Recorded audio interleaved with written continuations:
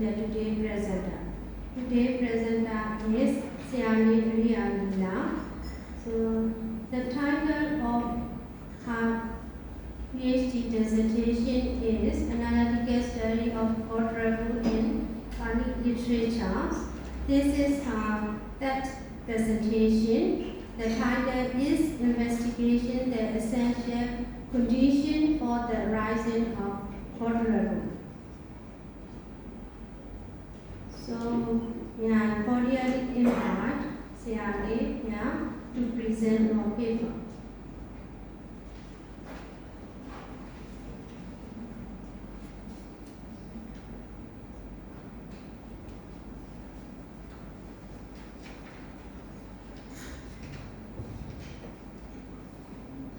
Good afternoon, the most venerable Sada, respected Sada, teachers, and all Dharma friends. Today, I'm going to be presenting my PhD dissertation on analytical study of Gotrabhu in Bali literature. This is my third seminar topic. So I will present seminar paper entitled Investigating the Essential Condition for the Rising of Gotrabhu. Let me start. The research examined the condition for rising of Gotrabhu, focusing on both general and specific conditions for its arising. The study investigates foundational factors such as triple-rooted person, the fulfillment of perfections, effort, avoidance of obstacles, and the influence of spiritual friendship. Additionally, it examines the conditions specific to meditative contexts, including tranquility, insight, and attainment of cessation, highlighting the intricate interplay of ethical discipline, mental refinement, wisdom required for Gotrabhu to arise. The research aims to fill a gap in existing scholarship by providing a systematic analysis of these conditions and their indication for spiritual progress. The methodology includes a detailed examination of primary sources such as Bali canonical texts, commentary and sub-commentaries, supported by secondary sources like academic analysis and teaching from renowned masters such as Lady Sada and Mahasi Sada, implying textual analysis, hermeneutics, and analytical approaches. The study investigates the synthesizing conditions for the rising of Gotrabhu, which serve as a critical juncture in attaining higher meditative absorptions and noble attainment.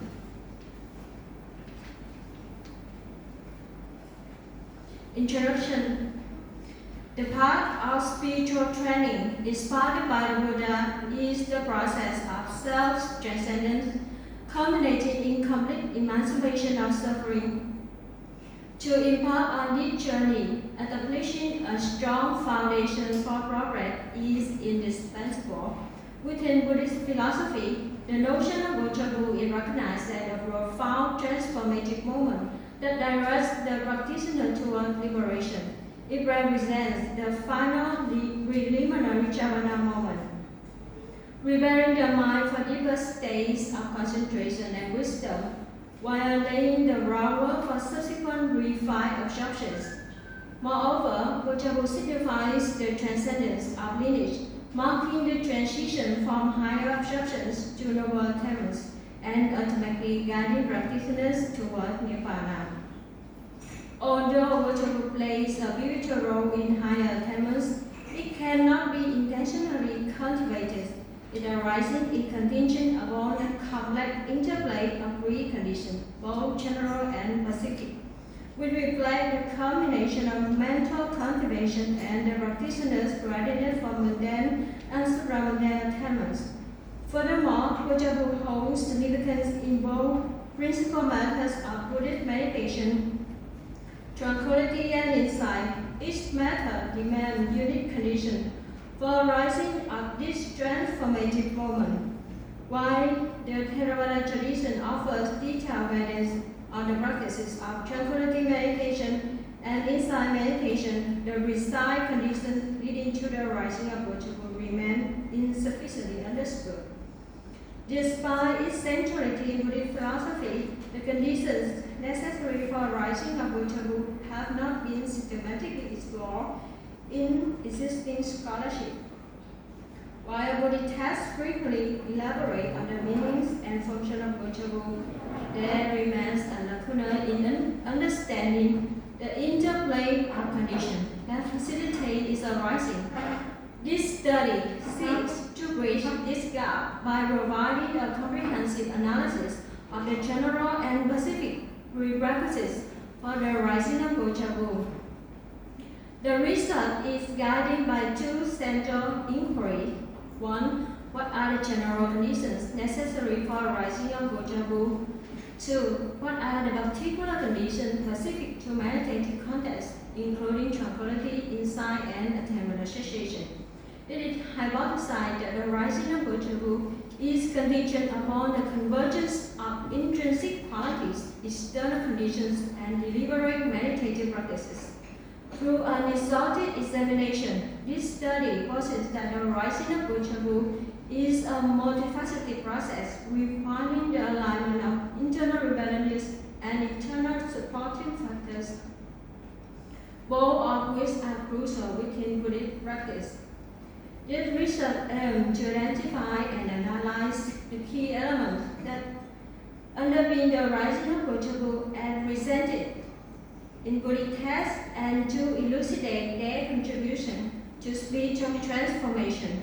Additionally, it highlights the role of this knowledge in high absorption meditative state, which are integral to both samatha and vipassana. The findings are expected to provide the psychological framework for practitioners seeking to integrate this principle into their meditative practice. The study eroded in a meticulous examination of body texts, drawing extensively from canonical scriptures, commentaries, and subcommentaries. Alongside textual analysis, it incorporates secondary sources including contemporary research and qualitative insights from traditional meditation teachers, including Ledi Sayadaw, Mahasi Sayadaw, Mingu Sayadaw, and Nanda Malagavasa Sayadaw. The methodology employed include textual analysis, hermeneutics, and analytical approaches, collectively offering a comprehensive understanding of both theoretical and practical dimensions of Gotrabhu in the pursuit of liberation. This paper is structured into primary sessions. The first session particularly examines the general conditions for the rising of Gotrabhu, including the role of triple-rooted person, the avoidance of spiritual obstacles, the past endeavors and perfections, the exertion of effort, and the influence of spiritual friendship. The second session explored the specific conditions for the rising of Gotrabhu in various contexts, including absorption, direct knowledge, insight, the attainment of cessation, and special cases. That moves to the general conditions for the rising of Gotrabhu. The rising of Gotrabhu depends upon the confluence of various foundational conditions that prepare the mind for attaining transformative state.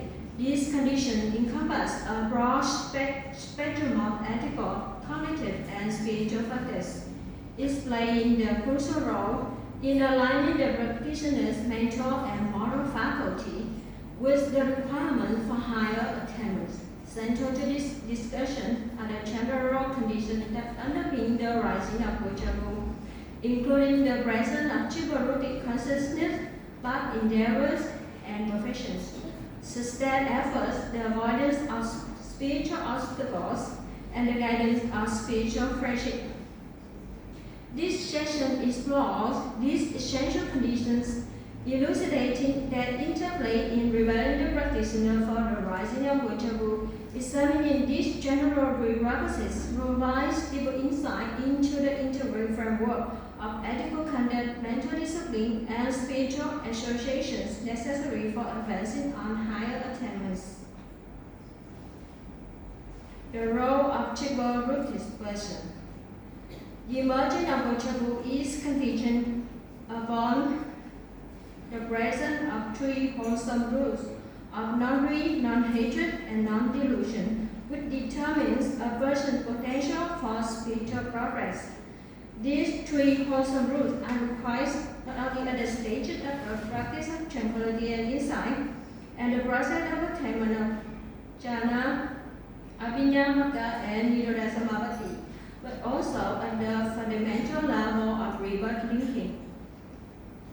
This concept occupies a significant role in understanding the dynamics of rebirth and spiritual potential and requirement for the rising of Gotrabhu.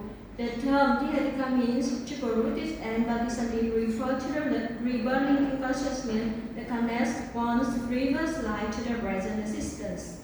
The verbal Bhikkhu translated as triple-rooted rebirth consciousness. This term refers to the rebirth linking consciousness associated with three wholesome rules: non-greed, non-hatred, and non-delusion. Alternatively, it is the resultant consciousness that arises from wholesome action associated with three wholesome rules.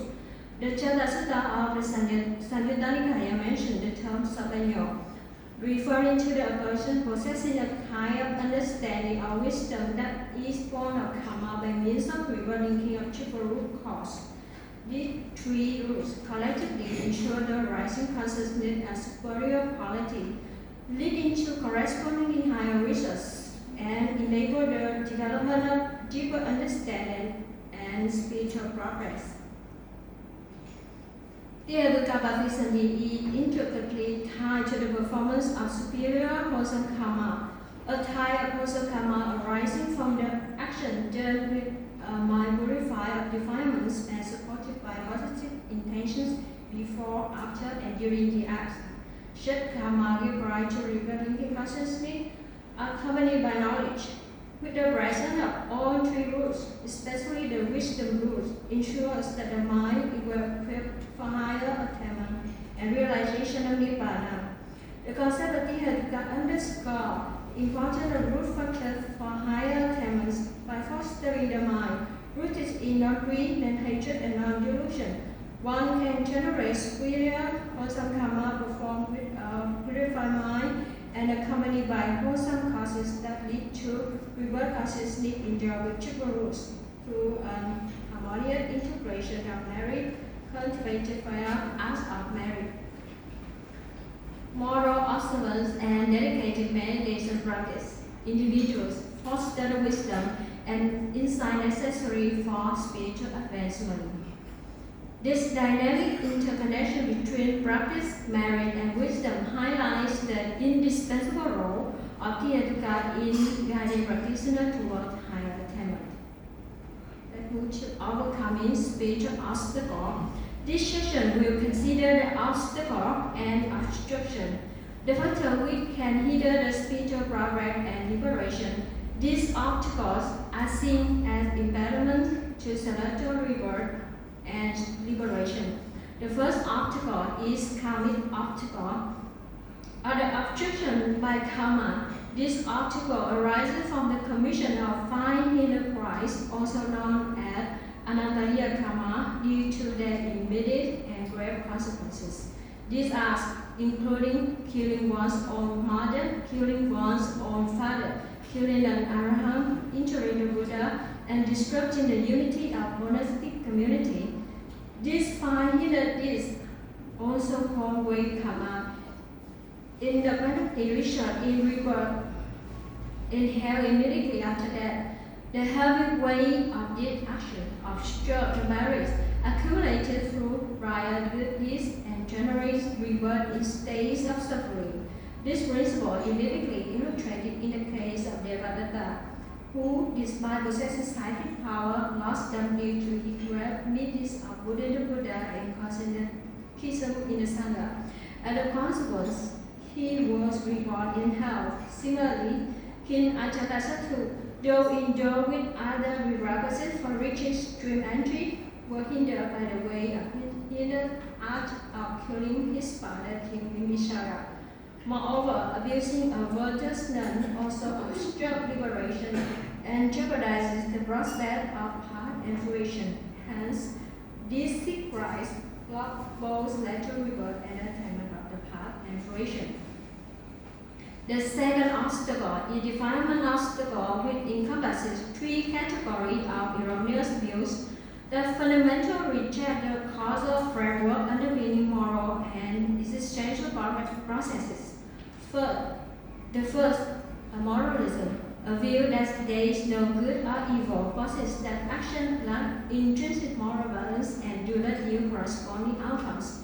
The second, materialism, the view of annihilation, denies the continuity of existence beyond death, asserting that there are no other consequences, good or evil, from actions.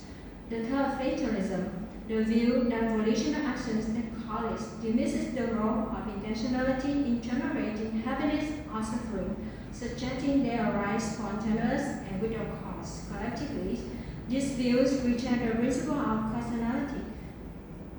AriyaLila denies the effect have causes, logicality denies the cause-produce effects, and analyticality negates both.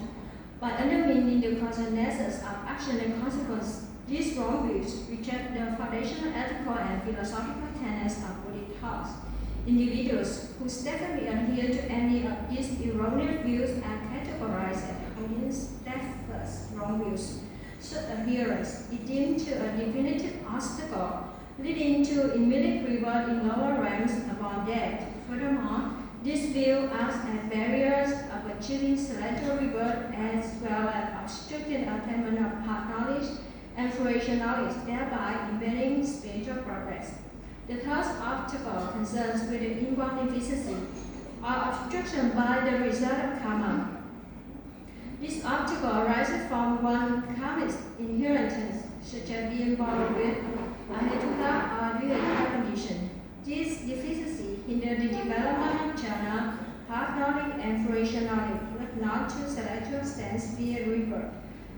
The fourth obstacle arises from inserting the number ones, regardless of where one is aware of their virtues. Should an action severely hinder one prospect of celestial rebirth and attainment of higher spiritual knowledge.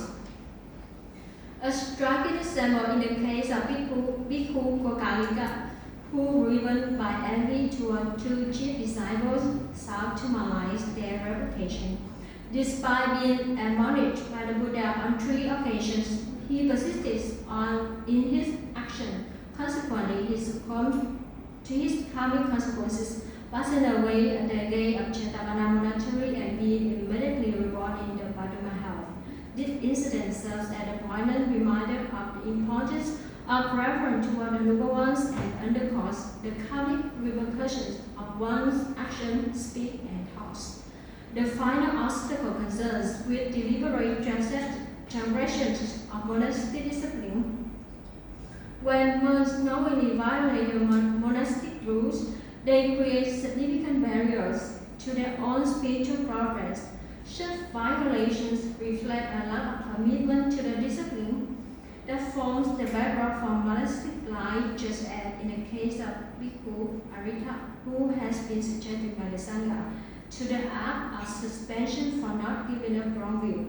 This action hindered the attainment of the path and fruition knowledge. Additionally, the Avarana Sutta highlights further obstruction to spiritual progress as one is without faith, one is without desire, and one is lack of wisdom. In this context, being without faith refers to the absence of faith in the Chupachum as well as karma and its result. One is lack of desire means one is lack wholesome desire or inclination to perform meritorious deeds or engage in spiritual practices, just as the inhabitants of Gotrabhu, who are devoted at entering places devoid of such inclination. And one who is lacks of wisdom means one whose space of wisdom is underdeveloped. Consequently, this article precludes individuals from attaining the state of unwavering certainty in wholesome phenomena, specifically the attainment of noble paths. These obstacles and obstructions to spiritual progress emphasize the moral, cognitive, and karmic dynamics that influence the journey toward liberation. The severity of this impediment, from hidden karmic actions to defilement obstacles, underscores the intricate relationship between ethical conduct, mental clarity, and spiritual attainments. Furthermore, involved deficiencies in certain noble ones and deliberate transgressions from monastic discipline illustrate the diverse ways in which spiritual progress can be hindered. These articles serve as critical reminders of the necessity of unwavering commitment of virtue, faith, and wisdom. The teachings from texts such as Avarana Sutta highlight the essential quality of faith, wholesome aspiration, and wisdom, a prerequisite for transcending these barriers and progressing along the noble path. Collectively, these reflections deepen the understanding of the ethical and mental discipline required for the cultivation of higher spiritual states and ultimate attainment of liberation.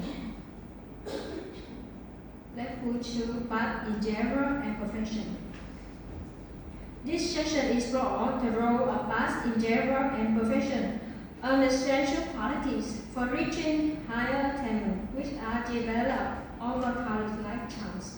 They serve as the requirement for the rising of virtue at different levels, whether in meditative absorption, direct knowledge, attainment of cessation, path, fruition, and nirvana. It also clarifies the reason why the Bodhisattva declared their attainment of Buddhahood.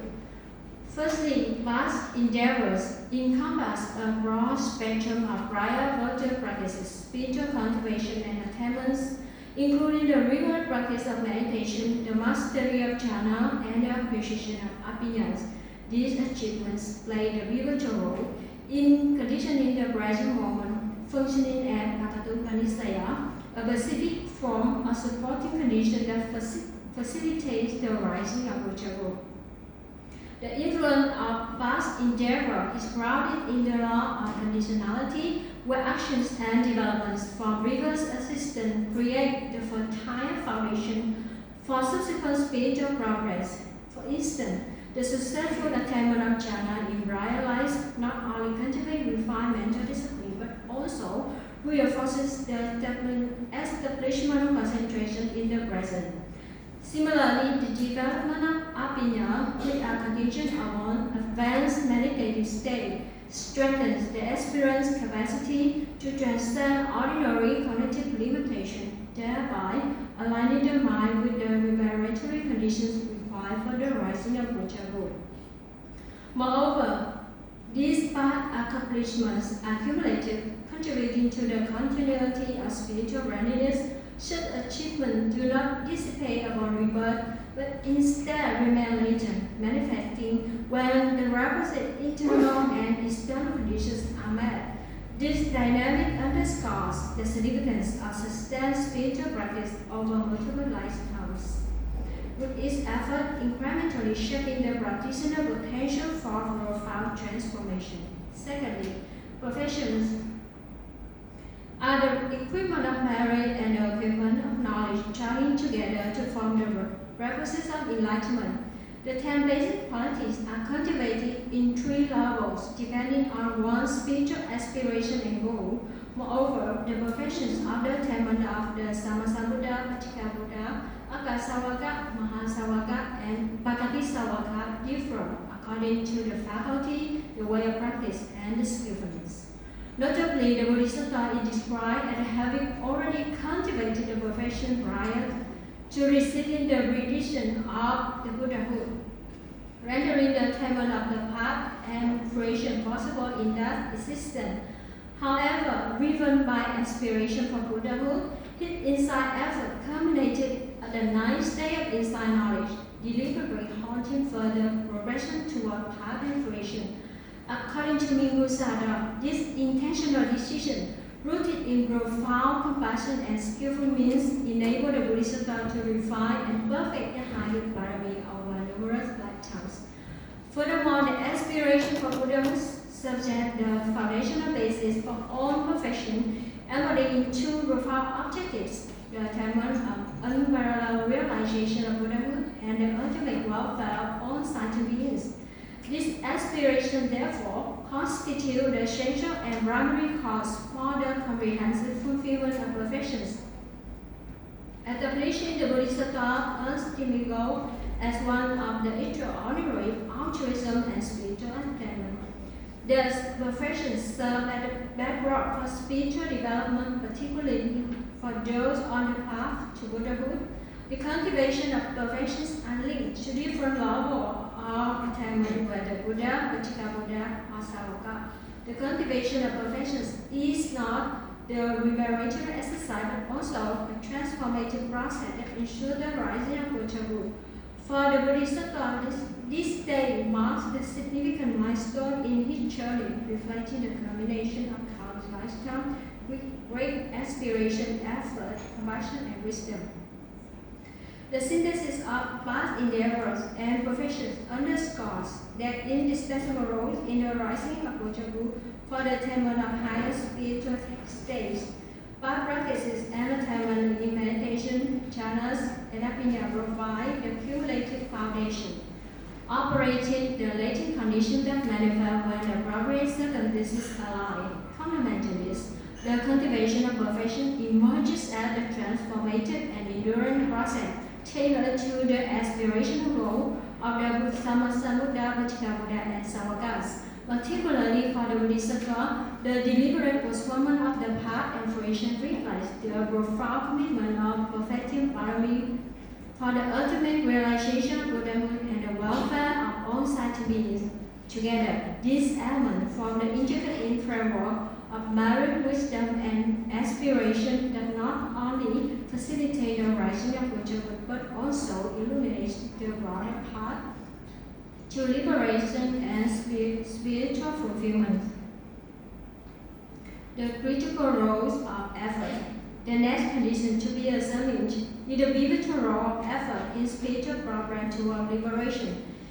Effort encompasses the active endeavor to discard unwholesome state when cultivating wholesome ones. Thus, fostering ethical and mental purification is also involves the systematic practice of establishing the mind in higher state of concentration and insight.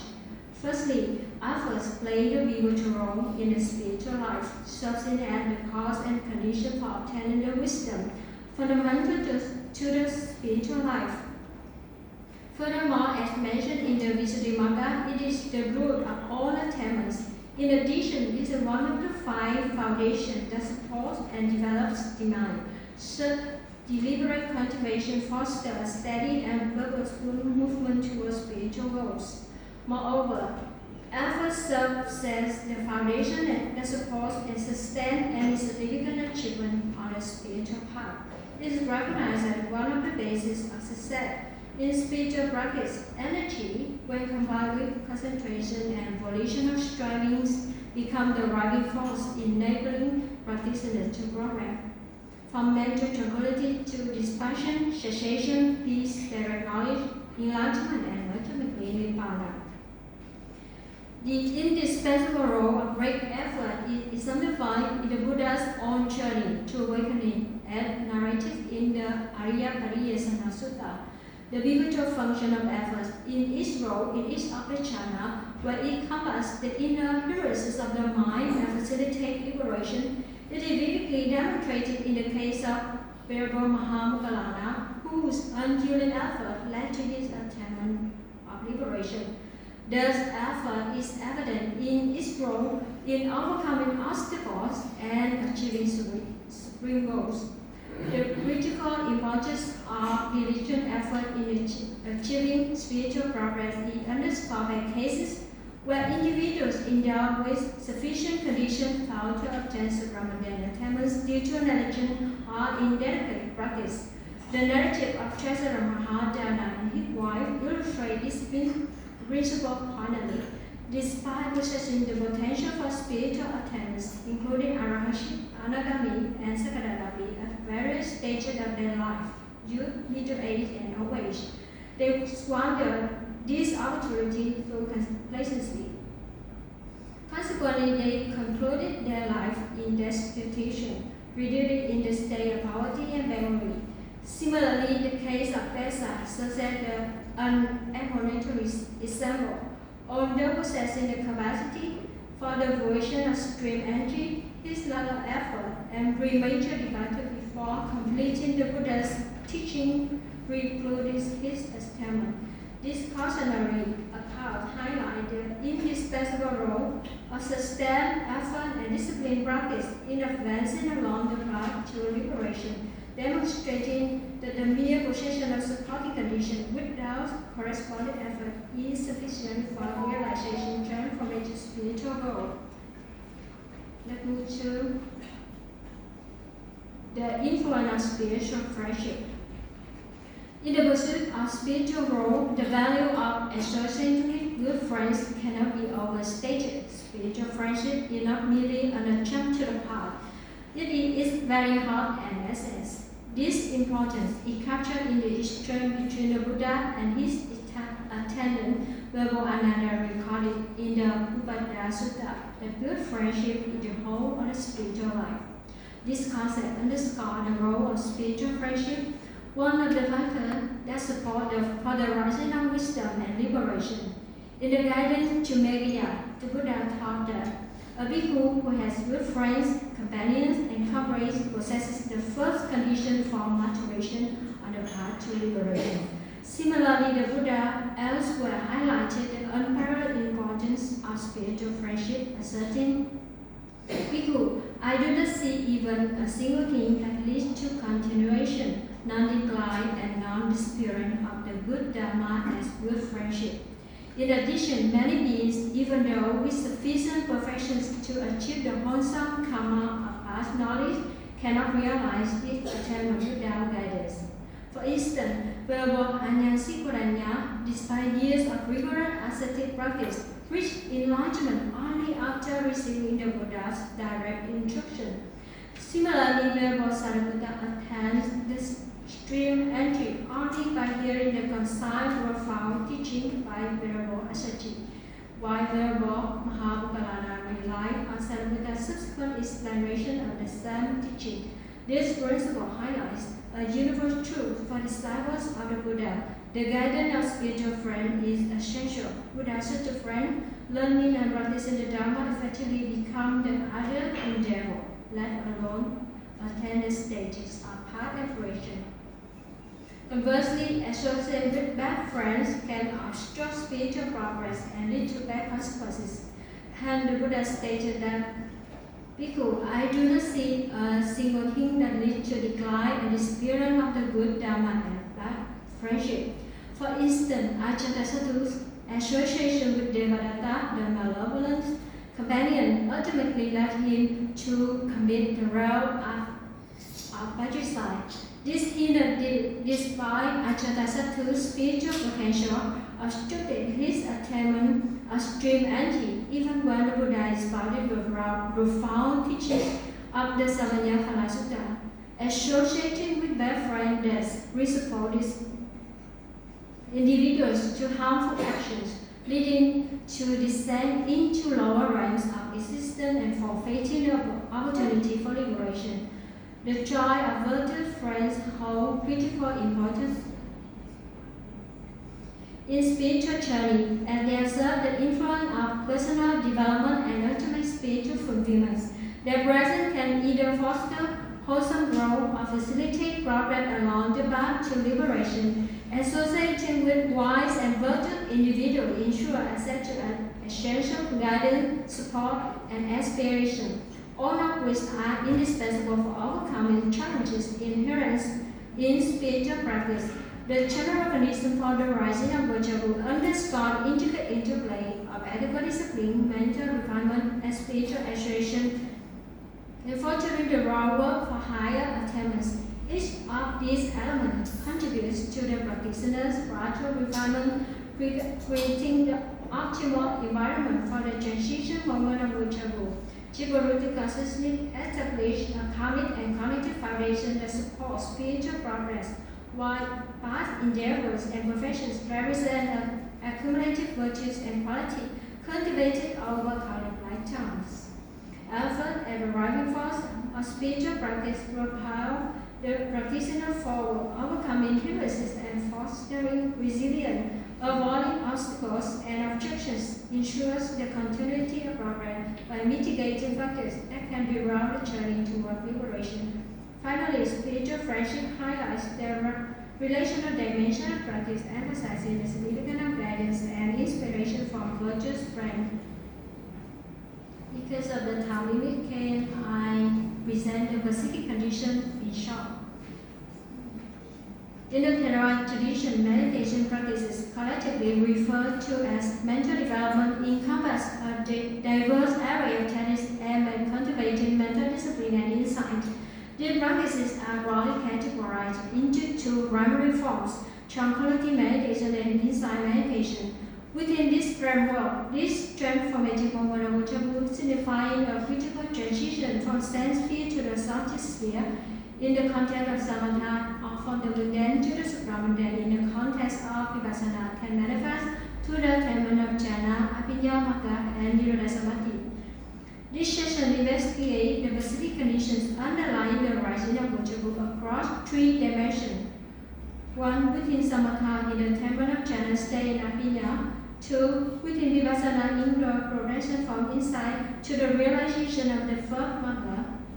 And three, through the integrated practice of both, culminating in the attainment of cessation. This analysis underscores the digital role of meditation in nurturing the requisite conditions for Gotrabhu, illuminating its transformative function within the broader journey toward liberation. In the jhana state, Gotrabhu just arises in 30 meditations subject to abhinya, and Gotrabhu arises only in transitive glands accommodated with rebirth of Tihetuka, including 7 Kama Sugati and 15 Rupa Vajanabhumi. And it needs the necessity, the suitable subject, lens, and Tihetuka Atisali. In the mundane abhinya, it must be achievement in a meditative attainment and 5 kinds of mastery, and also Gotrabhu manifests in access, concentration, and inclines towards various objects, conditioned on specific type of direct knowledge, and it needs strong resolution. And the person is Tihetuka in 7 Kama Sugati and 15 Rupa Vajanabhumi. In the vipassana, it needs to develop vipassana up to Sikkhavata Sakarupekayana, and the importance of develop the vipassana samadhi or vipassana jnana. And in vipassana, Gotrabhu arises before the first magga. And in vipassana, they need Tihetuka in 7 Kama Sugati and 10 Rupa Vajanabhumi. In nirodha samadhi, the condition needed achieved by anagami and arahant possesses the 8 attainments, and it requires both samatha and vipassana practices, and the establishment of 4 vibratory resolution. In nirodha samadhi, it needs 7 Kama Sugati and 15 Rupa Vajanabhumi. In the special cases, Magga Siddha. This session I just find out, so we look at page 23. Special cases, Magga Siddha and Upavati Siddha. The rigorous analysis highlight the necessity for individuals to practice methodically in the present life to attain jhana and abhinya. However, there are exceptional cases where the attainment of jhana and abhinya is achieved through the attainment of the path and rebirth into Brahma worlds. The Risada categorizes this type of attainment as Magga Siddha, attainment succeeded by the path, and Upavati Siddha, attainment succeeded by rebirth. The first time Magga Siddha refers to the attainment of jhana and abhinya until to the path. The example includes the attainment of arahantship by the 5 harassment mentioned in the Mahasamaya Sutta, and the attainment of arahantship by the Chulapataka. Furthermore, such individuals are endowed with strong supporting condition, and when their accumulated merits is sufficient. They also miraculously obtain the requisites in the presence of the Buddha by any ordination. The second type, Ubabadisiddha, pertains to the meditative attachment automatically acquired by rebirth in the Brahma worlds. The eight meditative attachments are five material and immaterial jhanas which rebirth in the five material sphere and the immaterial sphere respectively. According to the desire, when these are reborn in this realm, these deep realms of attainment achieved in rebirth life are ultimately conferred upon Rupa beings, while only one attainment naturally occurs for immaterial Brahma beings. For these two special cases, Gotrabhu automatically arises without the need of gradual development. These spontaneous attainments are the direct results of individuals' strong accumulated merits and the past cultivation of meditative attainments. This analysis acknowledges exceptional cases where this attainment is achieved to the path and rebirth into the Brahma worlds. This dual categorization of Magasiddha and Ubabadisiddha provides an inclusive understanding of the right pathways to advance meditative states.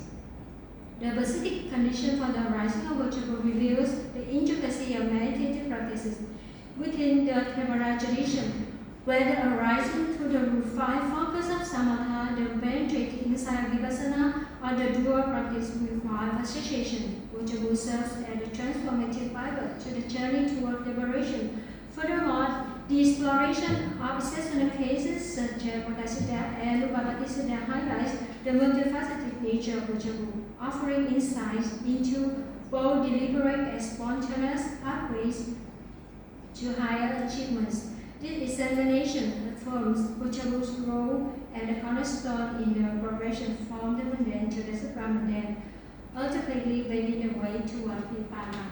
Let me conclude my paper. This investigation into the conditions and pathways lead to the rising of Gotrabhu underscores its central role as a transformative tutor in the journey towards spiritual liberation. This research has elucidated the intricate interplay of foundational factors such as Priyatuka Bhattachanti, Viriya, Kalyanamitta, and Parami, all of which coalesce to nurture the conditions necessary for the rising of Gotrabhu. The analysis also demonstrates the multifaceted nature of spiritual progress, emphasizing the significance of ethical conduct, mental cultivation, and insight. The avoided obstacle, whether karmic defilement related or arising from inborn deficiency, emerges as a critical component in the preparatory stages of meditative development. Furthermore, the dual requirement for Gotrabhu across distinct meditative contexts, whether in jhana, mundana, vipassana, or nirodhasanapati, highlight the need of balance and methodical practice. These conditions are intricately tied to the practitioner's rebirth condition, cognitive faculties, and accumulated merit. The research also sheds light on exceptional cases such as Magasiddha and Ubabadisiddha, where advanced meditative attainments are spontaneous, conferred to the path, or revert into Brahma realms. Such instances underscore the profound impact of prior achievements, illustrating alternative pathways to higher attainments. In conclusion, the rising of Gotrabhu is neither an isolated event nor an incidental occurrence, but a combination of ethical refinement, intellectual clarity, and meditative development. By harmonizing effort, wisdom, and wholesome association, practitioners cultivate the conditions necessary for transcending the ordinary and embracing the supramundane. This study reaffirms the profound interconnectedness of the foundational spiritual principles in facilitating the transformative life embodied by Gotrabhu and paves the way for deeper exploration into its pivotal role within the broader framework of Buddhist meditative practices and attainment. Eventually, when both general and specific conditions are fully mature, the rising of Gotrabhu marks the pivotal transformative moment, propelling practitioners toward higher meditative attainments and ultimately the supreme realization of Nibbana. Thank you so much for listening to me. Thank you so much, Dania, for a beautiful and interesting presentation. So now it is time for question and answer session. So we are having first, respected dean CRO, professors, CROs, and teachers and students to give the suggestion and comments.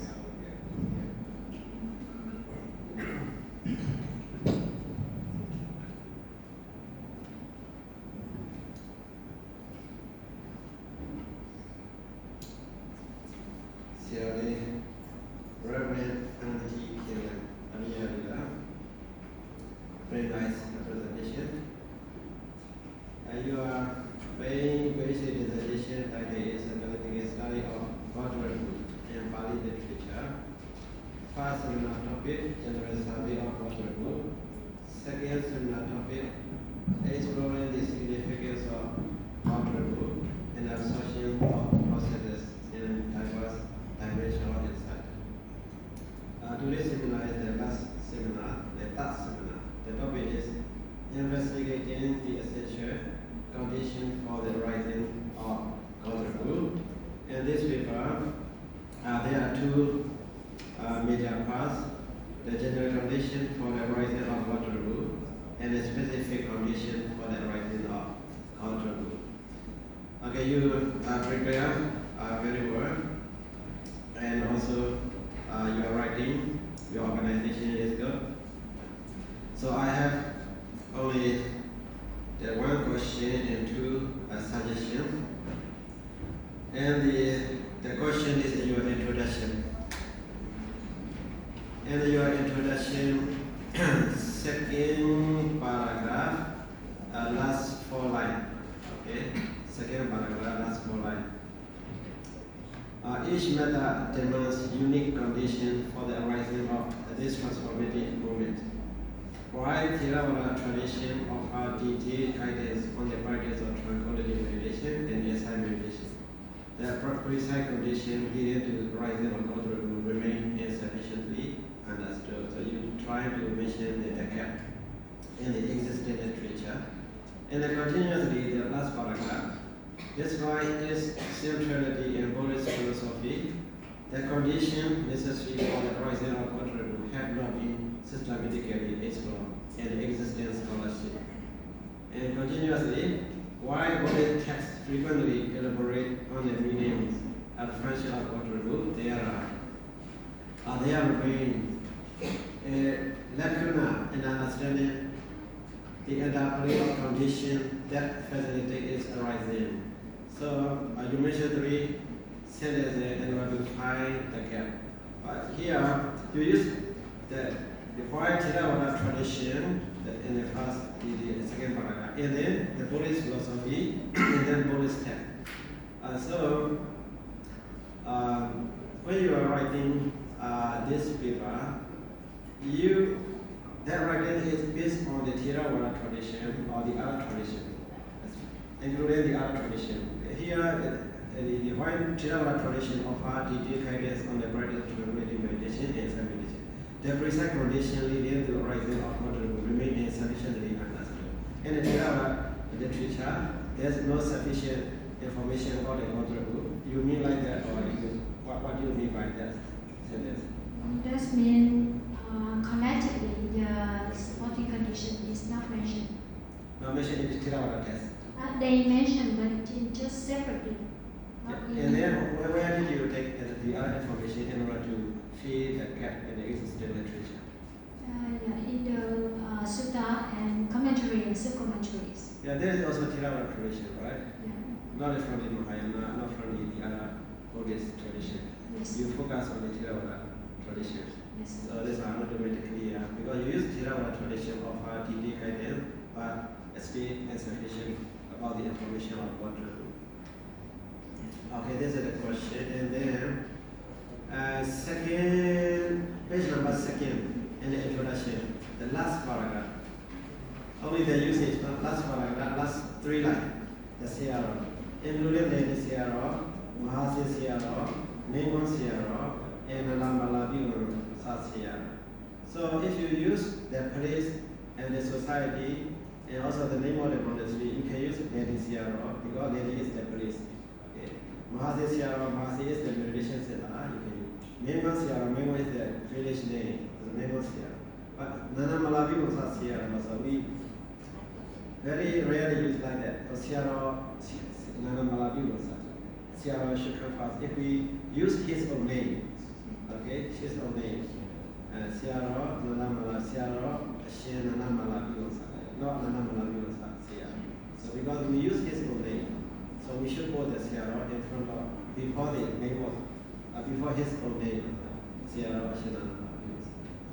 Okay, the last one is page number 7, that's why 9. Okay, page number 9 is very interesting.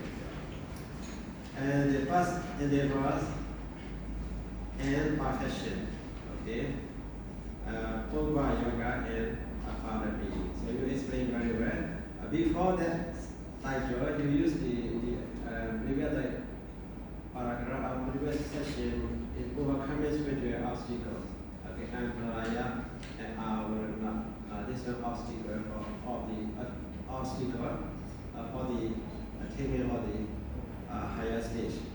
And then this past endeavor and perfection. So actually you explain very well, but here what that you already interested me is the last line.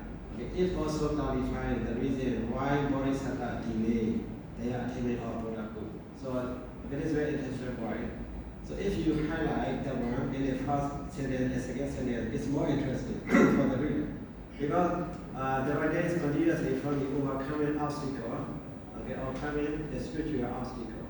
And then first endeavor and perfection. How the perfection make one the individual delay for their progression of the attainment of the enlightenment. So if you include that one in the first sentence and second sentence, it will be more interesting for you and for the reader as well. Okay, Sally, thank you very much. That's all from me. Thank you, Sanatya.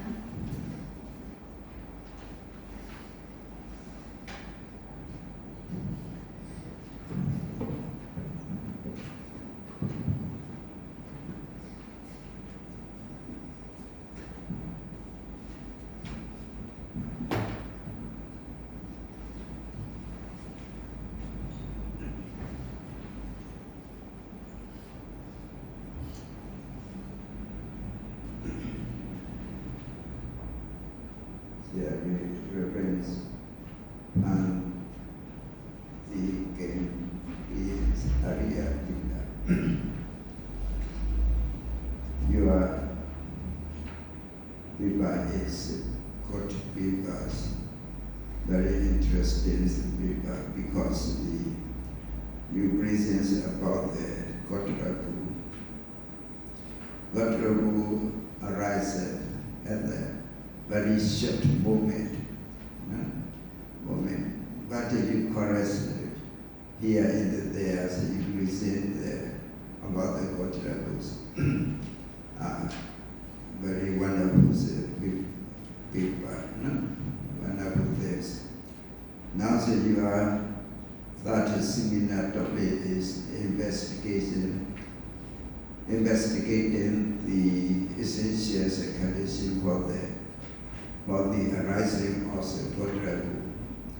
The condition for the arising of the Gotrabhu. You present the condition in this paper,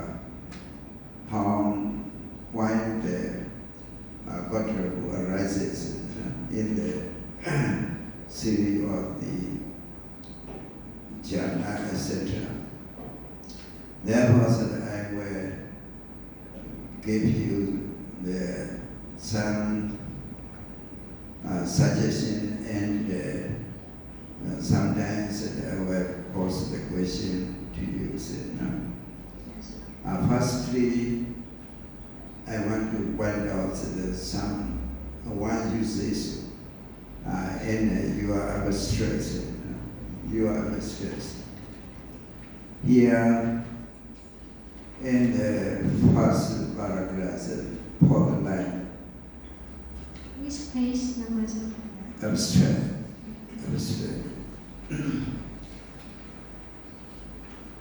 Abstract support the line that you see. The avoiding of obstacles and the influence of spiritual apprenticeship, Kalyana Veda. Regarding the Kalyana Vedas, you translated the Kalyana Veda as spiritual apprenticeships. Yes, in your paper, I found the spiritual usage in many places. For example,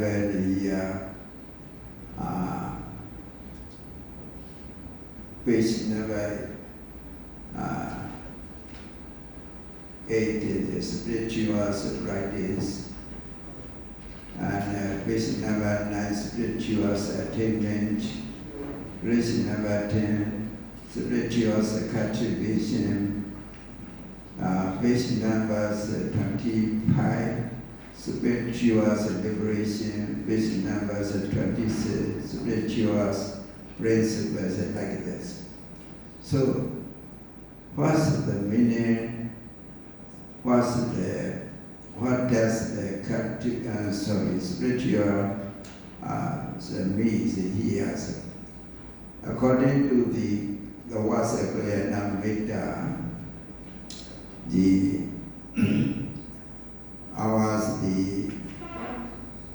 famous translators, Bhikkhu Bodhi, translated Kalyana Veda, God apprenticeship.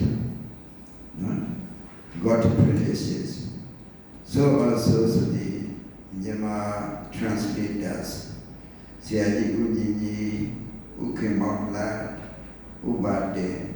These famous translators also used translated the Kalyana Veda as God companion. Companion is having the God companion like this. And so also, Pali English dictionary, by the right basis, he used the God companions, virtuous friend, honest friends, pure friends, like this he used. In the concept Pali English dictionary, Kalyana Veda is translated as a God companion, honest friends. Therefore, the spiritual, this was the presence of the meaning of Kalyana or no, so I want to know.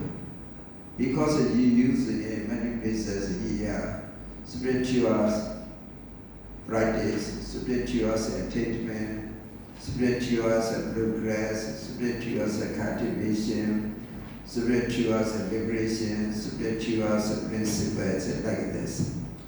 But I want to suggest you should use the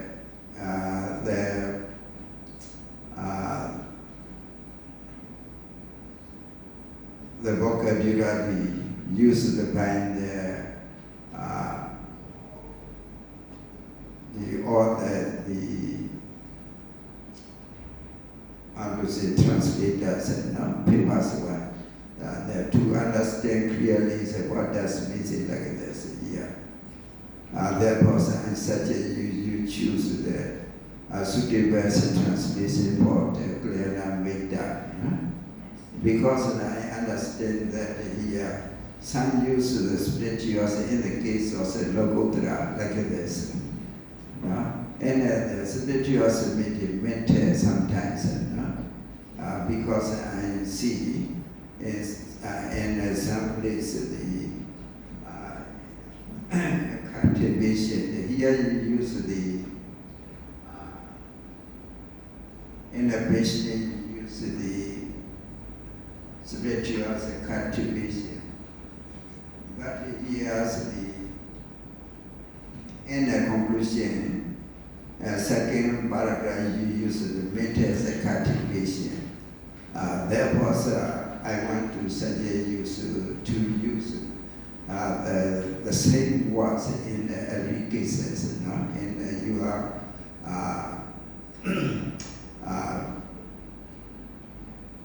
big words. Okay, let's go to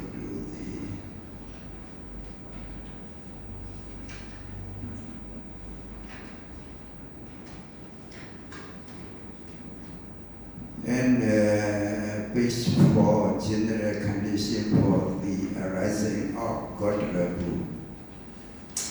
And the first paragraph.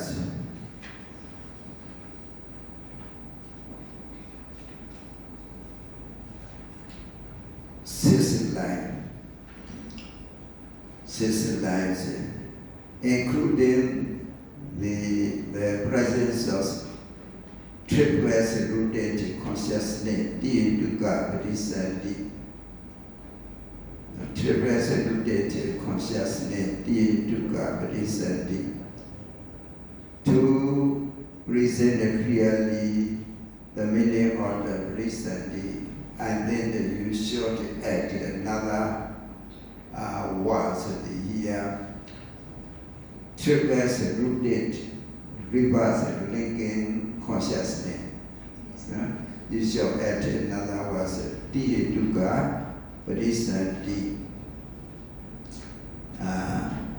And the paths of purification, the word Dukkha, Patisati is translated as the right conditioned concept, version, or the exposition, the Dhammasanghi Tathagata translation, exposition translated it here. There is a conditioned conception. The path of purification, given it is a translation, triplets root cause rebirth linking like this. So also the bhikkhu body given here the comprehensive meaning of the Abhidhamma. Bhikkhu body, set of bhikkhu bodies given it is a translation. Those with the triplets rooted rebirth consciousness like this. Therefore, so you need to add another words. Triplets rooted rebirth linking the consciousness. Rebirth linking here to complete the meaning of the Dukkha, Patisati.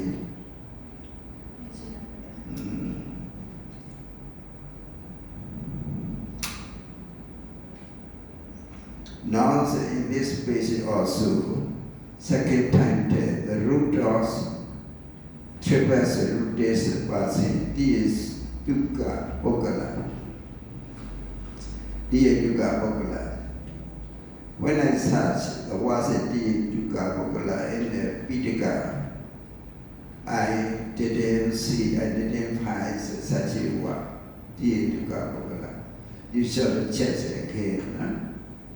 Okay, whether it is or not the Dukkha in the Vedikas.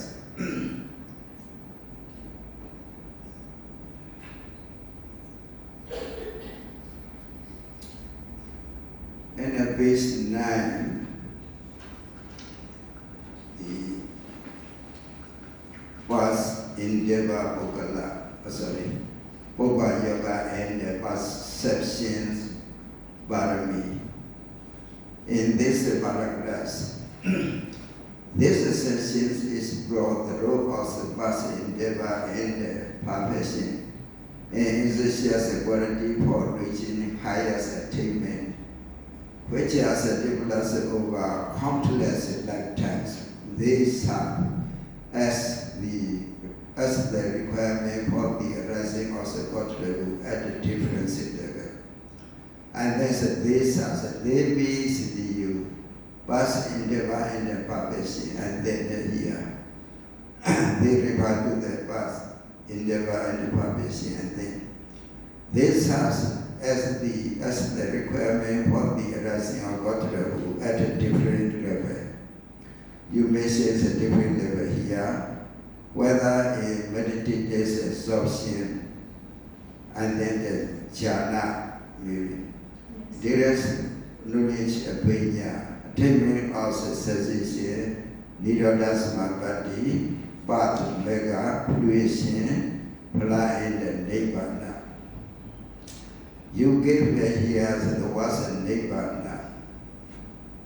Why Nibbana is required for the arising of Gotrabhu? Because I understand that Nibbana is the object of the Gotrabhu. Gotrabhu has a Nibbana as it is the object. I understand like this. This is my understanding here in this place. And then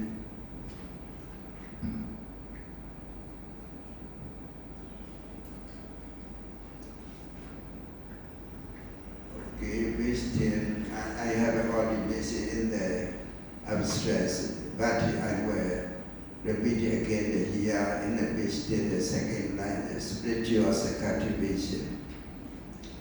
In the conclusion, you use instead of spiritual cultivation, mental cultivation is used in the conclusion.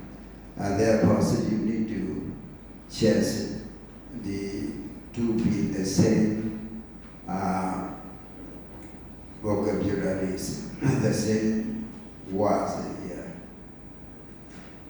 And then here.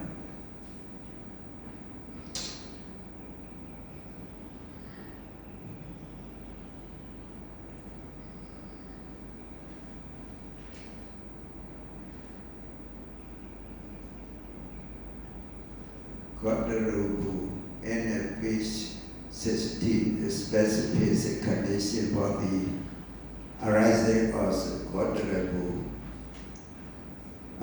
You present in this place here so the police about the Gotrabhu, no?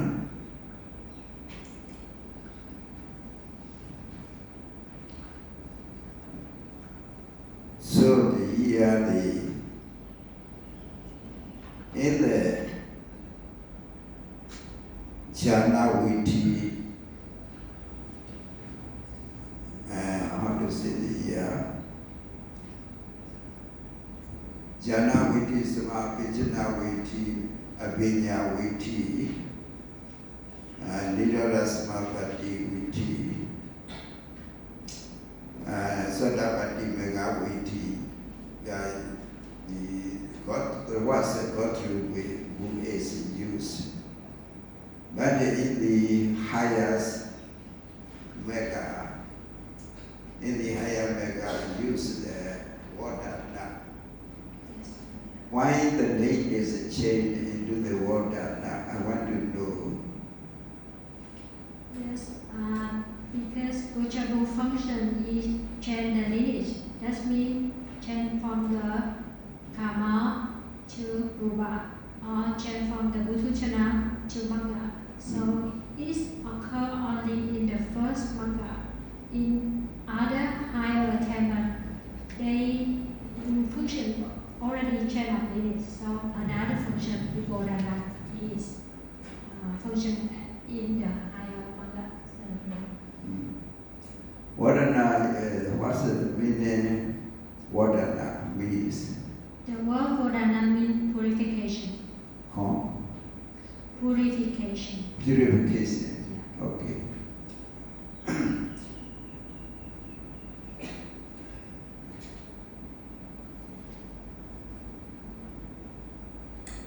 The inner process of the mind, for example, the Sadavati Megaviti first comes the Anuloma and then Gotrabhu and then Mega like this.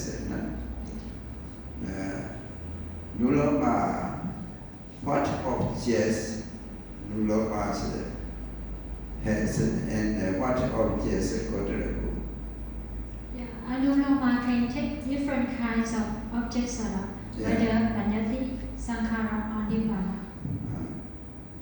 The Gotrabhu has Nibbana as it is the object. Okay? Gotrabhu also different kinds of objects. Different kinds of object.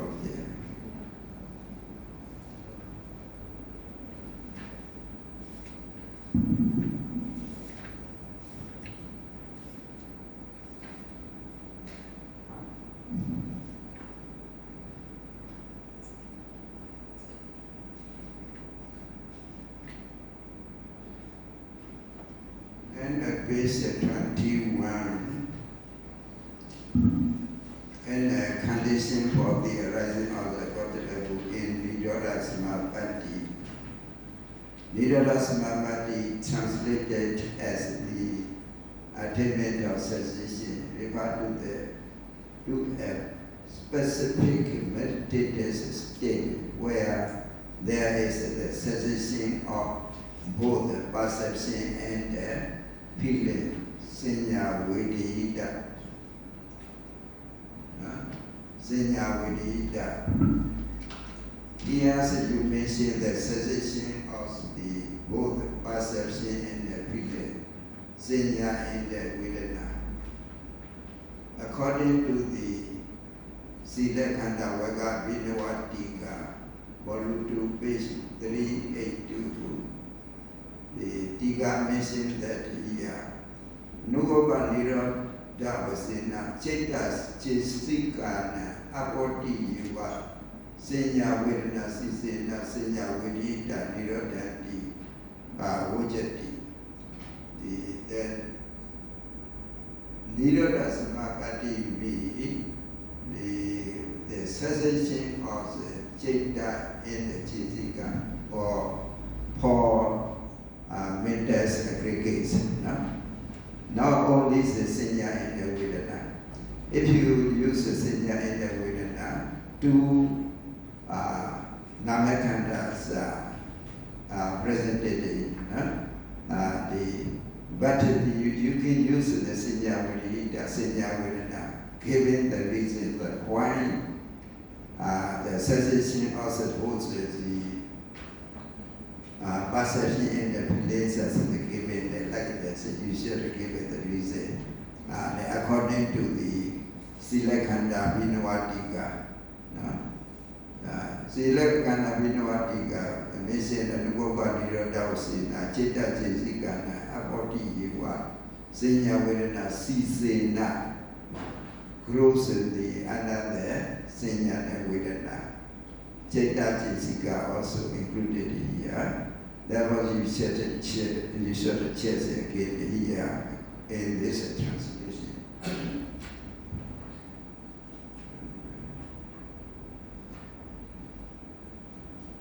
Okay, thank you so very much for your presentation. Your presentation is very useful. So, thank you so very much. Thank you, sir.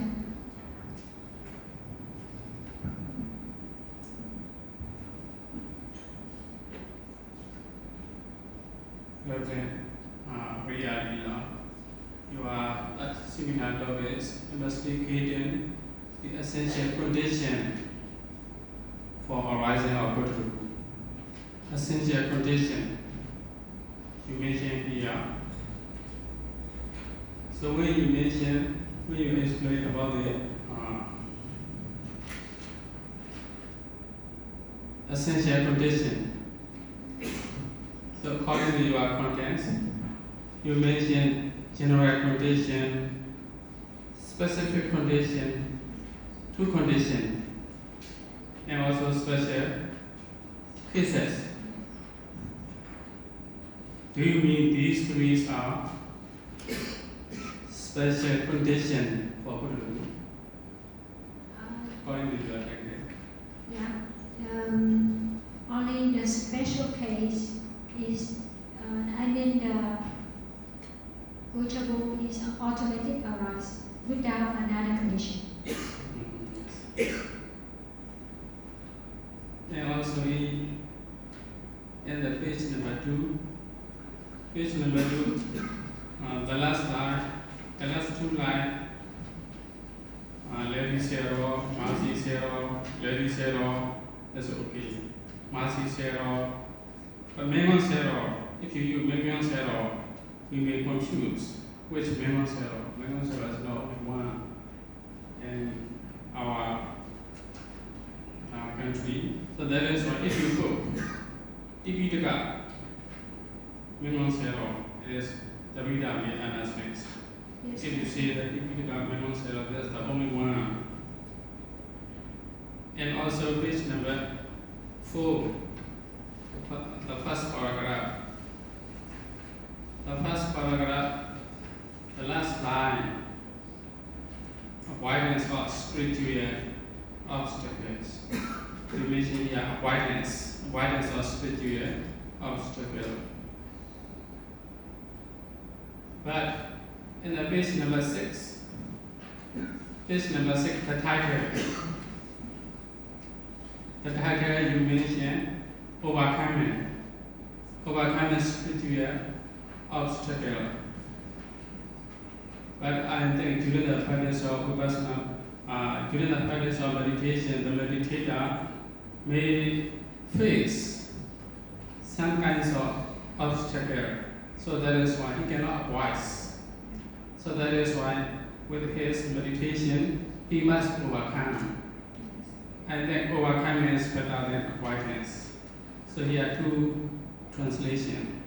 But this title, overcoming spiritual obstacle, Andaraya and Avarana, but you do not mention about Avarana. If you want to use these Pali words, you should mention overcoming spiritual obstacle and obstruction. And then in that page, the last 3 lines, Bhikkhuni Dusaka, Kama. Your translation, abusing a virtuous noun. So, Dusaka, the translation Dusaka, here sometimes describing or spoiling, and here some person may rape Bhikkhuni. So that is why there are different kinds of translation. And also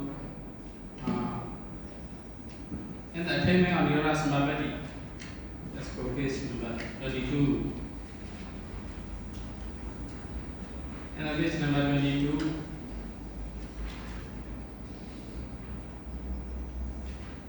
the middle paragraph, we mention 4 resolutions. Even Arahant person or Anagami person, if they want to attain Nirvana Samapatti, they must follow these rules, these prior rules, 4 resolutions. 4 resolutions, the first one, the second one that he will emerge if his subject is required by the Sangha. So according to here we use Sang, S-A, and law. So Sangha.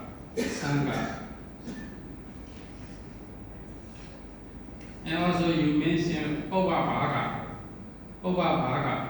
Sometimes the Pali word Obabhaga, you mention as endeavor. Sometimes we use prior effort. In the Visuddhimagga, the translator, he used the prior effort. So in the previous slide, he must already practice meditation. So that is why Boba Yoga, prior. So that is why if we understand Boba Yoga, so that is why in this very life, even though we may not pay any kinds of mega or pala, but our practice is not the useless, very useful in that lifetime. So that is why, as much as we can, we should practice meditation. So thank you. Thank you so much.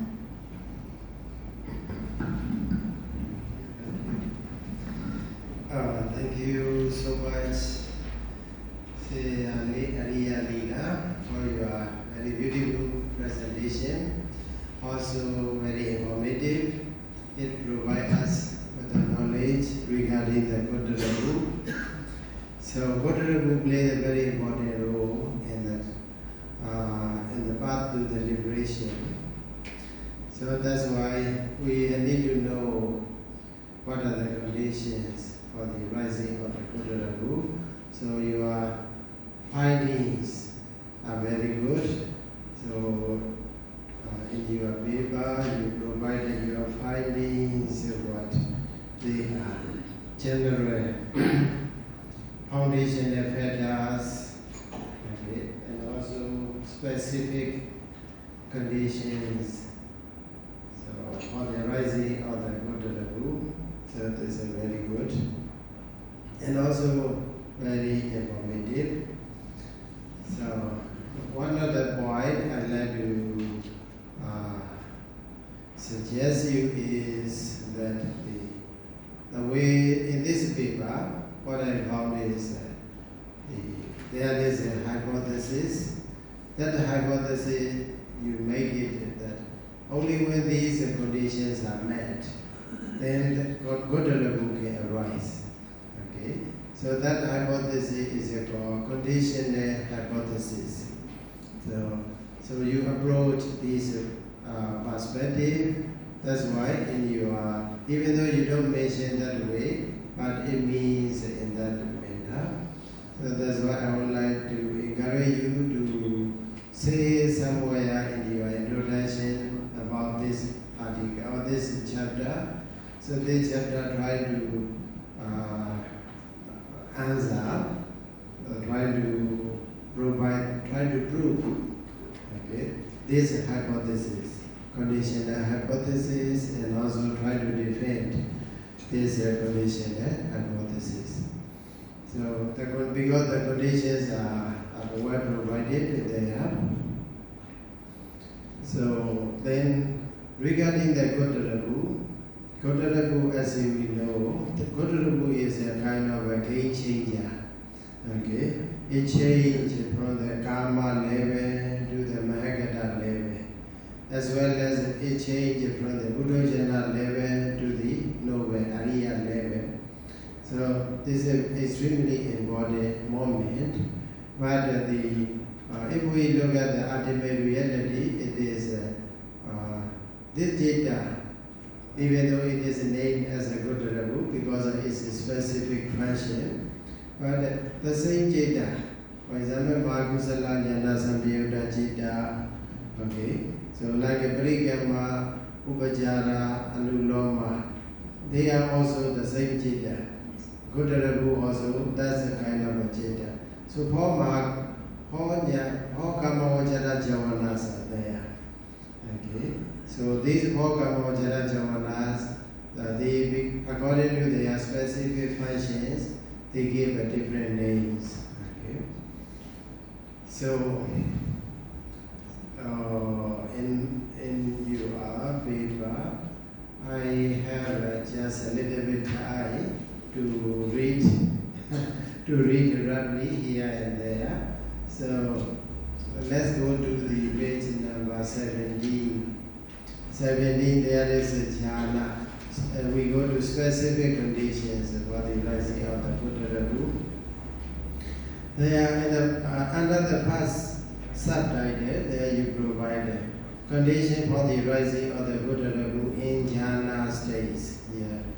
So this paper is mainly talking about the Gotrabhu. Okay, but after Gotrabhu, it will be followed. Gotrabhu will be followed by the jhana. That's why you try to say jhana. That is okay. But the point I want to get more information for you to put here is on that paragraph. Condition condition for the rising of Gotrabhu in the jhana. Yes, you are right, 30. Among the 40 meditation, only 30 meditation subjects, so can make Gotrabhu arise. Okay. Then what I want more is why these 10 meditation subjects cannot provide a better condition for the Gotrabhu to arise. Okay. Jhana, because they cannot in the jhana, that's why if there is no jhana, there is no Gotrabhu, that's a fine. Okay. But also it will be jhana is a much later stage. So the point I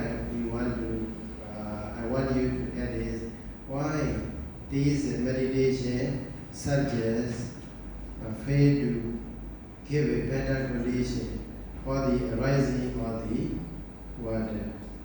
Gotrabhu. Okay, for the rising of this quality consciousness. Okay, Kamavajara consciousness. So if we can find that will be very good and also more logical and more reasonable. So that is one point. So in that, after reading these headings, what I can understand is that to change the game, it means to change our status from the sensual being up to the jhanic being. So then we need to have a kind of right condition. Okay. So also right subjects, we should be right person, also we should be in the right place. Okay. So that way, if you can make it, then that will also more clear. Okay. So sometimes when we are reading, we could be, are you talking about the Gotrabhu or are you talking about the jhana or something like that? Because they are inseparable. So what I want is you put more emphasis on the Gotrabhu. Okay.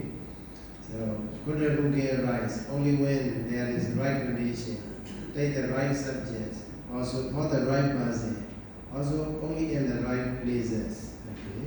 So that way will be much better.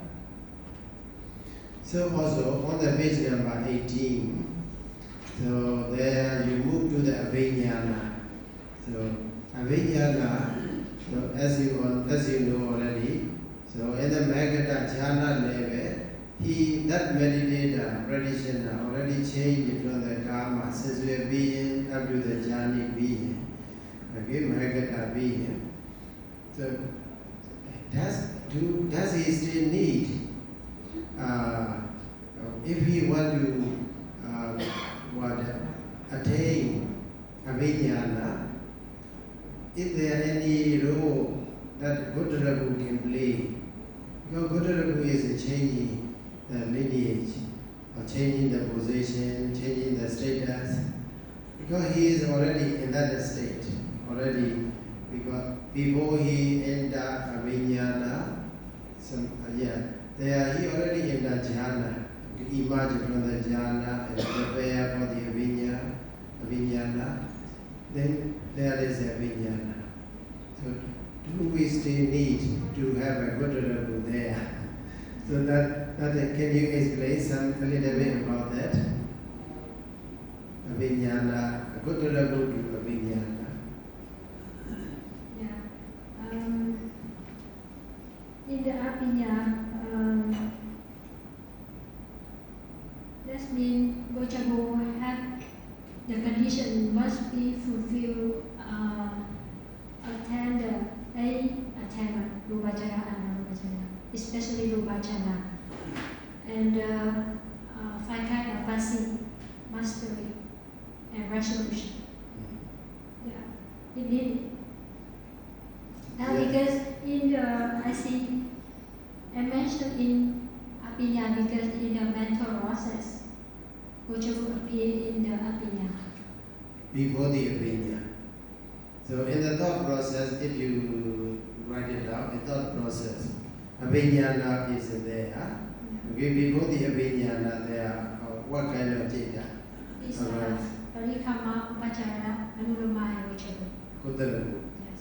So can we say like this Parikama Upachara Anuloma Gotrabhu, or can we simply say Parikama, all of them?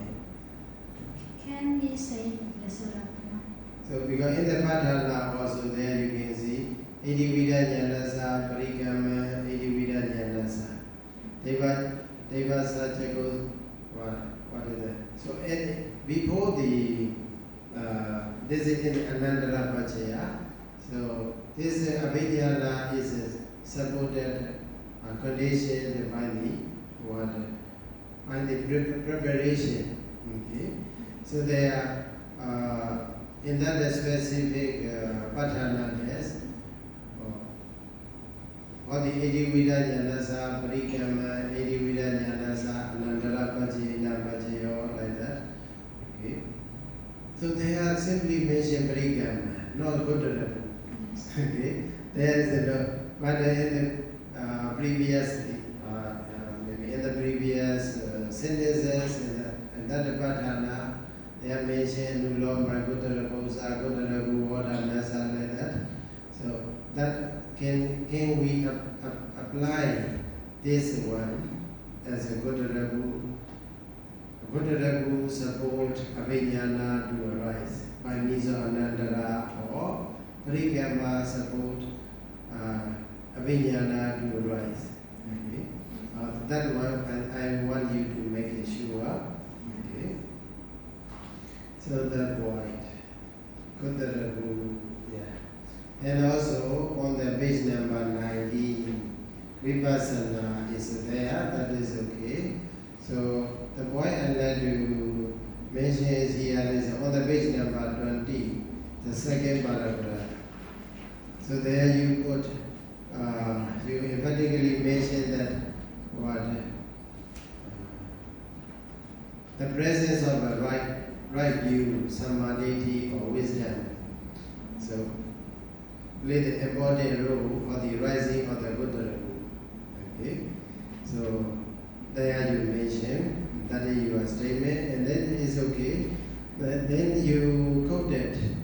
You give a reference to the King Kosala. Okay, and then from the Kosala Samyutta. So in that case, I checked 66, but photo number 66, they are what I call is Kosala Samyutta, the whole Samyutta you refer to. Then the point I like to encourage you is try to examine,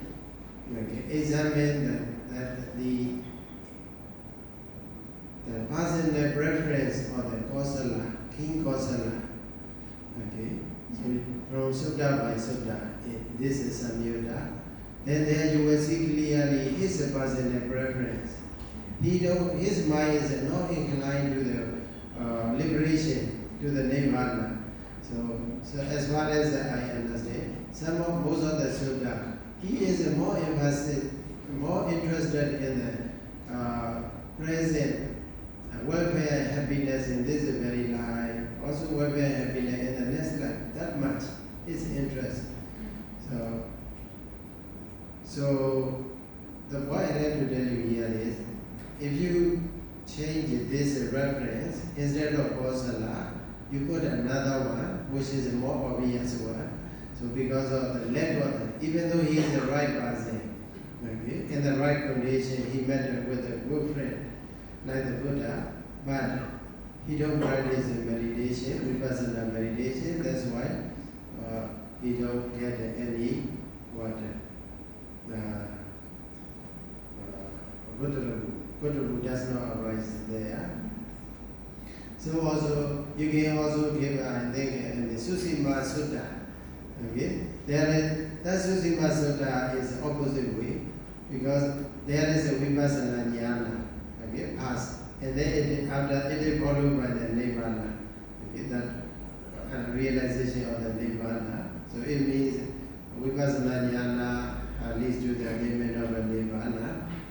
So this one, if you put it in Kosala, so because you unintentionally ignore his personal preference. So rather you put a blunt complaint to the King Kosala because he don't practice the Vipassana. That's why there is no Gotrabhu arise for him. So that, I think if you can change, that would be much better. So that much I have read.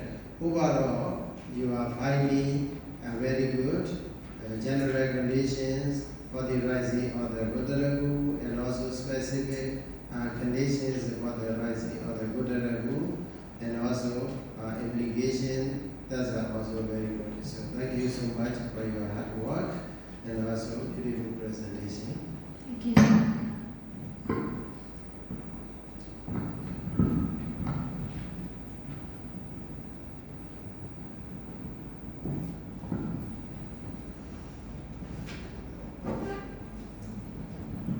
Okay, sorry. Thank you. First of all, I want to say thank you for your very informative paper. You get a lot of knowledge regarding your papers. Your main title is analytical study of Gotrabhu and Pali literature. This is the last presentation. Your name is AriyaLila. Very beautiful name. Yeah? Do you know the meaning of your name? It's Gotrabhu. No, but very beautiful. Okay, very interesting. Actually, the subject you write is a very profound, very abstract subject, very profound subject. Gotrabhu. And also, I appreciate your effort because you write depending on only, let me say, only one word, Gotrabhu. Very, very difficult to understand. And also, your presentation is very good. Your English no need to say how high it is. So, Gotrabhu Jeta, Gotrabhu Jeta here also you mentioned about this Gotrabhu. Gotrabhu Jeta is a mandate or supra mandate? It both is according to, because I find out the Gotrabhu, actually Gotrabhu is mundane, but Gotrabhu Chitta includes four Mahakusala and four Mahakiriyana Samyutta. In the case of Arahant go from Abhidhamma. If they have if they become Arahant, okay, Gotrabhu Jeta, before Arahant, how we say, before becoming Arahant, Gotrabhu Jeta is a mandate or supra mandate? It's mundane. Mandate, Mandate, now you know that in Abhidhamma, it is that Lokutra Jeta Nibbana Ramnani, Lokutra Nibbana Ramnani. The Supramanic consciousness, only Supramanic consciousness is Nibbana. This is the actual translation. Supramanic consciousness takes Nibbana. It is said in Abhidhamma. So even though Gotrabhu Jeta is manic consciousness, why does it take Nibbana as it is object? Why? Gotrabhu take Nibbana as object. The object of Nibbana, why? Didn't know why. So according to Abhidhamma, Lokutra Jeta Nibbana Ramnani. In Abhidhamma it is said, only Supramanic consciousness takes Nibbana as their object. It is said Abhidhamma. Even though this Gotrabhu Jeta, before horizons, before the appearance of Mega Jetas, Gotrabhu Jeta is only mandate, but in the thought process in Mega Viti, in Mega Pada consciousness, Pada thought process, Gotrabhu Jeta takes Nibbana as it is object, but at the time, Gotrabhu Jeta is the only mandate, not a supra mandate. So even though it is a mandate, why does it take the Nibbana as it is object? Because when Gotrabhu arises, automatically the Magga will arise. That's why. Following it.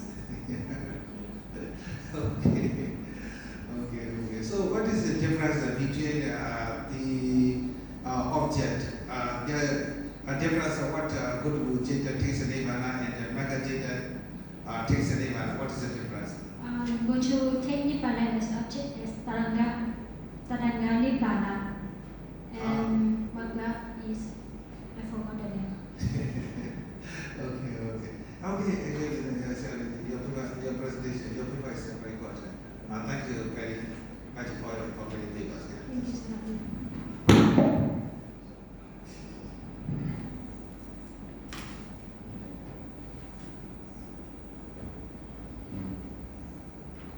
Yes, AriyaLila, your presentation is very beautiful. Writing also very beautiful and very clear. So a little, because your presentation is very good, so a few things I want to point out and ask one question. So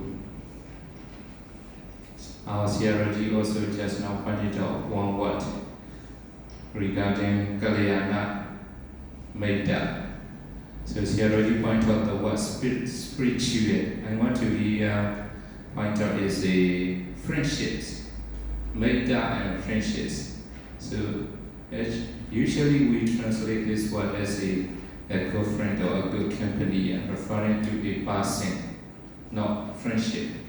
So I think you should check for the translation of the word as a friendship or friend. And this is the one thing. And you explain a lot about Gotrabhu relating to the jhana, abhinyana, and nirodha samapatti. But I think this Gotrabhu can arise in the attainment of jhana samapatti, and also in the attainment of phala samapatti. As a, maybe sometimes it can change its name from the Gotrabhu to Vodana. So why didn't you touch any Gotrabhu in those jhana samapatti and phala samapatti? Because Gotrabhu appear only, especially in this process. In other cases like the jhana samapatti or phala samapatti is other name. That's why I don't use Gotrabhu. In phala samapatti is Anuloma, not Gotrabhu. Vodana. Anuloma. Anuloma 4 times, and then instead of Parikama Anuloma is used 4 times Anuloma. And so in the jhana samapatti, but the other, phala samapatti or the sotapatti phala or sakadagami phala and nagami phala, so all stages of the other, earlier stages of sotapatti phala, sakadagami phala, and nagami phala also can be entered as a attainment of phala samapatti. So in those stages also I think a Gotrabhu can arise with the different name of Vodana. So I think, in my opinion, so you should explain, because you didn't write about those things, given a reason. Because you don't mention these things, given the reason why you don't mention here. So although you found these Gotrabhus arising in those jhana samapatti and phala samapatti. And on page number 10, it is a very minor one, not serious one. So the last paragraph and the last line, moreover, the completion of the attainments of Samma Sambuddha, Pachika Buddha, chief disciple, Agasavaka, great disciple, Mahasavaka, or ordinary disciple, Bhagati Savaka, and up to Badi and Gosanga. Okay, so I want you to explain something. Is why didn't you mention the translation of Sama Sambuddha and Bajika Buddha, although you mention other translation of Ekasawaka as well. Because this term very familiar with everybody.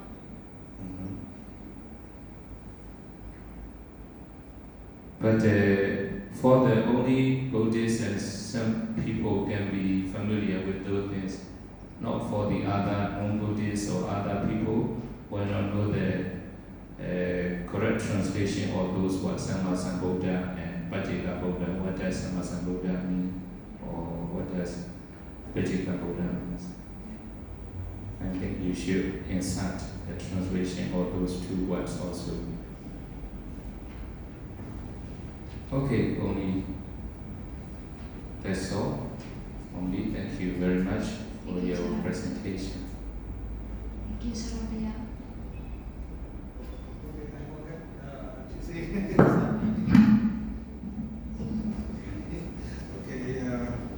Page 5 is page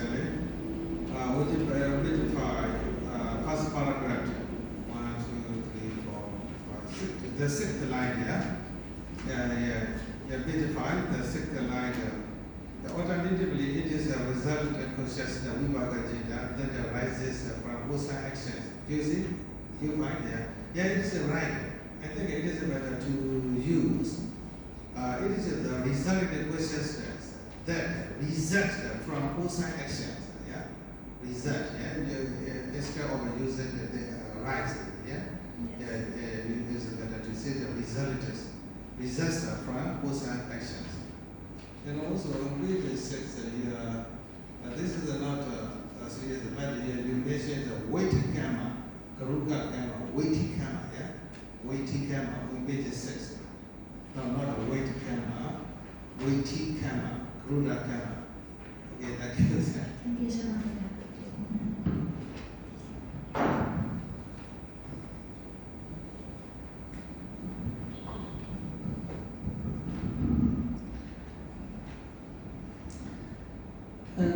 Sorry, I have some questions and suggestions.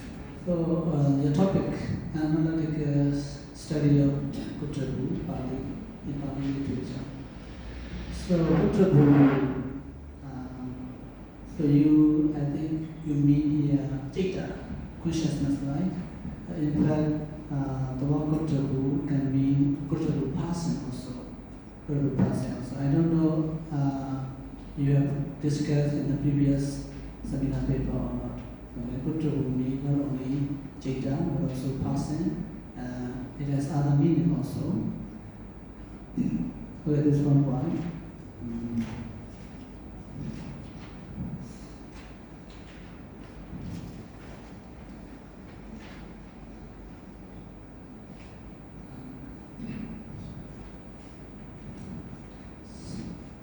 Page number 6. Page number 6. And overcoming spiritual obstacles and prayer and our second paragraph. Second paragraph. Fourth line. So, heinous actions, crimes. So known as AriyaLila, Kamajudu there, immediately, and include killing one mother, killing one father. So what I want to know, this is a difficult question, I think so. For example, in the Pali text also, Pali literature also, we can see parents and children or offspring, they separate, they separate, they didn't meet each other, then when they met, so for example, that children or offspring killed their unknown father and mother unknowingly. So in such case, there can be such anariya, karma or not. So at this point, I will specifically, I think so for me.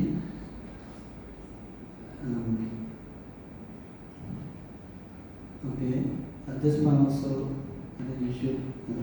And then on the same page, the last three lines. Moreover, abusing a virtuous man, Bhikkhuni, Dusaka Karma, they are obstacle location. So, for example, according to Theravada Buddhism, there is no more Bhikkhuni. According to Mahayana, there is still Bhikkhuni accepted. But those, how to say, accepted Mahayana Bhikkhuni or Theravada Bhikkhuni who are not accepted according to Myanmar and other Buddhist country. So if someone, how to say, abuse such Mahayana Bhikkhuni, so what do you think? Whether there can be such obstruction or not? In this case, abuse of virtuousness means Arahant Bhikkhuni. Arahant Bhikkhuni? Yes. So that's why the virtuous man, Puthujana also can be virtuous, right? Can be virtuous. According to Pali literature, Upanavana was abused by his Nanda, his relative. Okay? Many people know.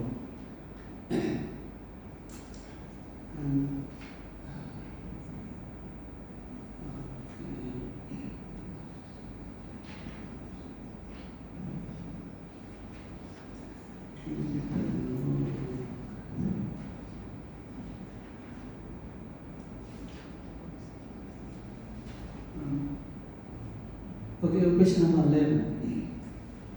Question number 11. Question number 11. In the paragraph, starting with notably,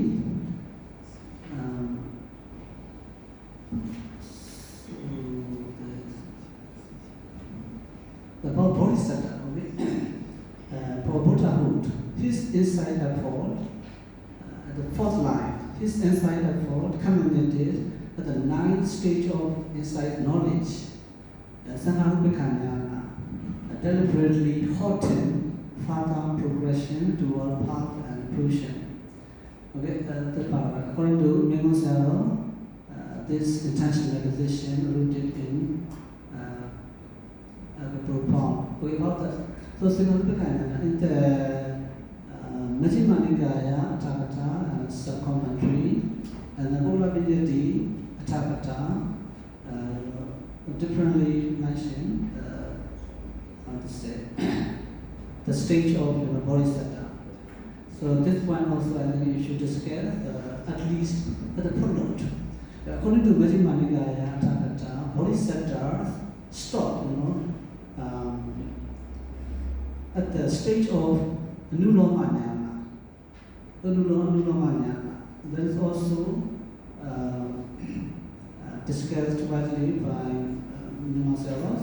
And according to Bhagavad-gita Takatha, at the stage of Gotrabhu, so these are also not relevant. So that's why, so in your paper it is Sikkhapada, okay, Sanghapikanyana.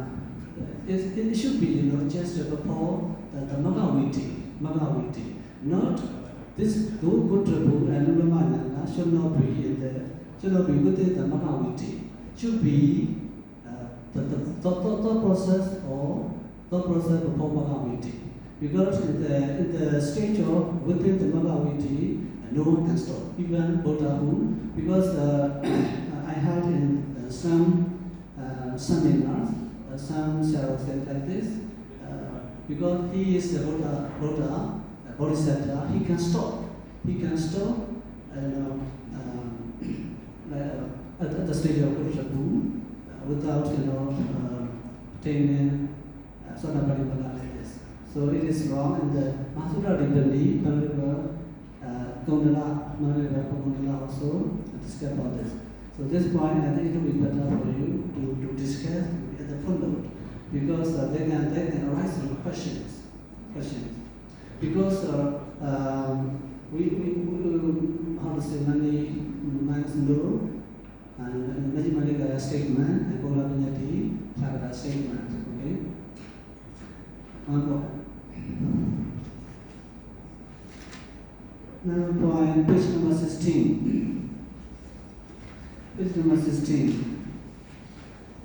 Condition for the rising of Gotrabhu in the Jhana state, the last paragraph. So, meditation subject or meditation object. Which is meditation subject or meditation object? Which you say is correct? Meditation subject. Meditation subject is correct? Okay, because I am really confused. For me, I have understood meditation object because object means the meditators use those one of putting meditation objects or subject, to develop, to cultivate, his mental qualities. So I understood that. That's why I asked you, meditation subject or meditation object. Okay, page number 18. The last two lines of the first paragraph.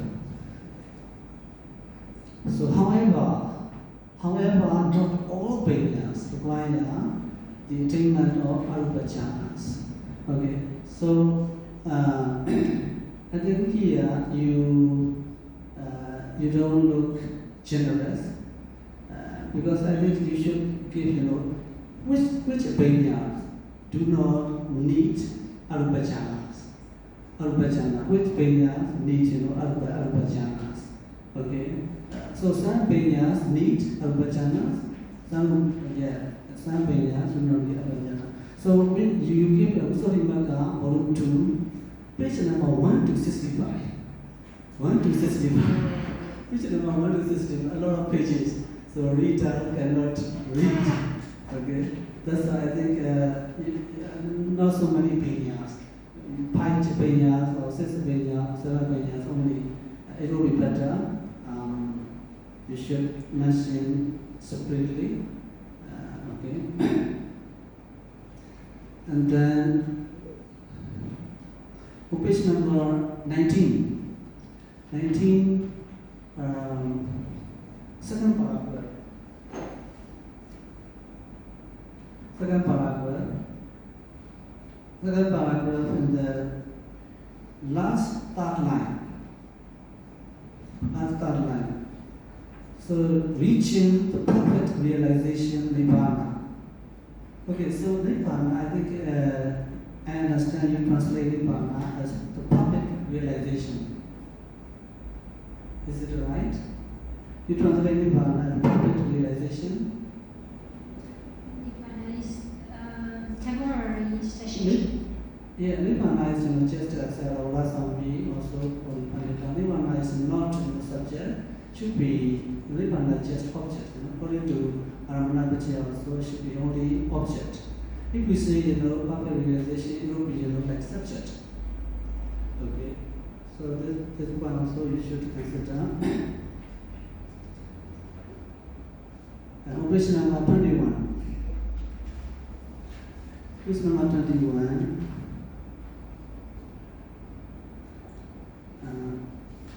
So enter condition for the rising of Gotrabhu in Nirodha Samapatti. The last 3 lines. We know Natana and Arahants who practice pure insight, Sutta, Sokha, Vipassana. Okay? So your translation in Pali is Sokha, Vipassana. Sokha means drawing. Okay, Vipassana. So pure insight. You translate Sokha as pure. So pure and Sokha not match. So Sokha means dry. Okay? So dry insight. This point. And then, so about another sentence, cannot assess this attainment because they stay possess sensual desire. So Pranagami, persons, one's prana, they cannot attain Nirodha Samapatti because they have stayed Sanskritasaya. And it will be better because the reason is also given in the commentary in the Srinivadi book also. So why? So they have Sanskritasaya. What happened? Because Sanskritasaya, Kamachana, Nivarana, and concentration which are used to attain Nirodha Samapatti, they are opposite. Okay, so that reason you should put it to be better. Okay, so Sanskritasaya because Sanskritasaya and concentration are opposite.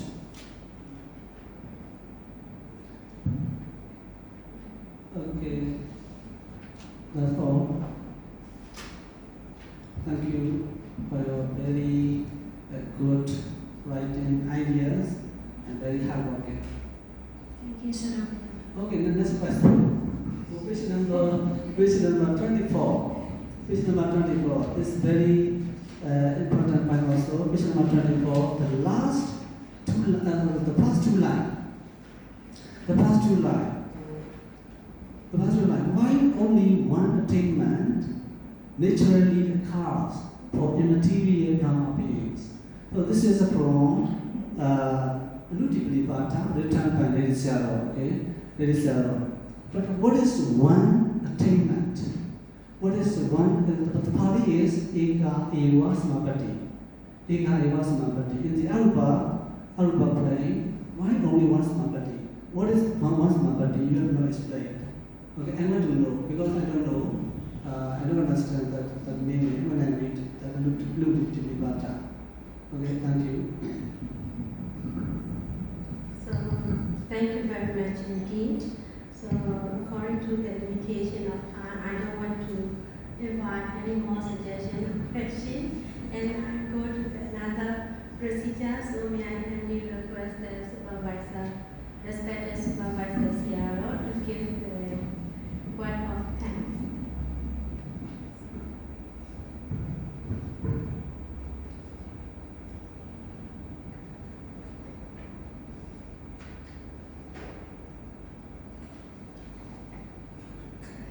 Thank you very much.